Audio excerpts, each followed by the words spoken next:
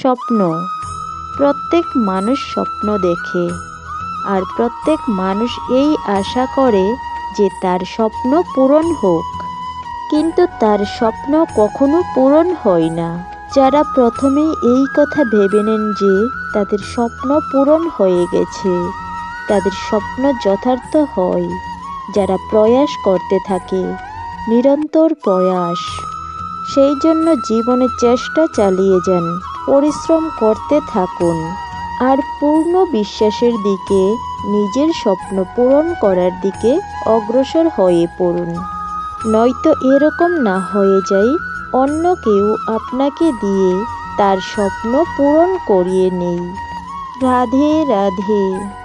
জীবনের শিখরে পৌঁছানোর জন্য মানুষের কী প্রয়োজন হয়ে থাকে? সিঁড়ির। কিন্তু তাও প্রত্যেক মানুষ, প্রত্যেক ব্যক্তি শিখরে পৌঁছতে পারেন না। এর কারণ কি? কারণ একটা হতে পারে, মানুষ কল্পনা করতে থাকেন কিন্তু সিঁড়ি খুঁজে পান না। কিছু মানুষ খুঁজে নেন, কিন্তু তা পেয়ে এতটাই প্রসন্ন হয়ে যান যে তারপর আর কোনো কর্মই করেন না।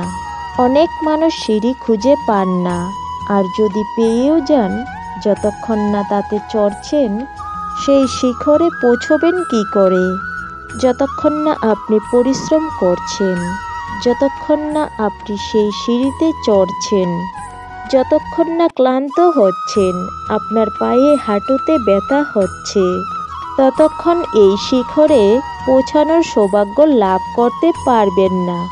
তাহলে কল্পনার সাথে কর্ম করুন, পরিকল্পনার সাথে পরিশ্রম করুন, সব কিছু পাবেন। তাহলে আসুন আমার সাথে ভালোবেসে বলুন, রাধে রাধে। বৃষ্টির ফোঁটা কত ছোট, কিন্তু সাগর কত বড়। হিমখণ্ড কত ছোট, হিমালয় কত বড়। কত পার্থক্য আছে দেখুন। দশরথ পুত্র রাম আর শ্রীরাম। দেখুন, এক একটা ফোঁটা মিলিত হয়ে তখনই বিশাল সাগর তৈরি হয়। সকল হিমখণ্ড যখন একসাথে মিলিত হয়, তখন বিশাল মহান হিমালয় গঠিত হয়। সেইভাবেই একটা ছোট্ট বনবাস দিয়ে শুরু হয়েছিল একটা যাত্রা। রাম থেকে শ্রীরাম হওয়ার যাত্রা, মর্যাদা পুরুষোত্তম হওয়ার যাত্রা। কিন্তু এর থেকে আপনি কি শিখেছেন? বিন্দু আসলে মহান নয়, মহান হলো সাগর। হিমখণ্ড মহান নয়, মহান হলো হিমালয়। অর্থাৎ কোনো মহান কাজ করার জন্য বা মহান হবার জন্য আপনাকে আরম্ভ করতে হবে ছোট থেকে। একটা অত্যন্ত সরল কিন্তু একটা গুরুত্বপূর্ণ কথা আমি আপনাকে বলতে চাই। দেখুন, আরম্ভ করার জন্য প্রথমেই আপনার মহান হবার কোনো প্রয়োজন নেই, কিন্তু হ্যাঁ, মহান হবার জন্য প্রথমে আরম্ভ করা অত্যন্ত প্রয়োজনীয়। আপনি যদি শুরুই না করেন, তাহলে কখনো মহান হতে পারবেন না।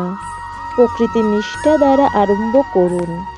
আপনার পদক্ষেপ, আপনার কর্ম যতই ক্ষুদ্র হোক না কেন, তা করতে থাকুন, নিরন্তর চেষ্টা করতে থাকুন। তারপর দেখবেন এই যে মহানুভবতা নিজে পথ চলে আপনার কাছে আসবে। তাই আপনি এটাই করুন, আর আমার সাথে ভালোবেসে বলুন, রাধে রাধে।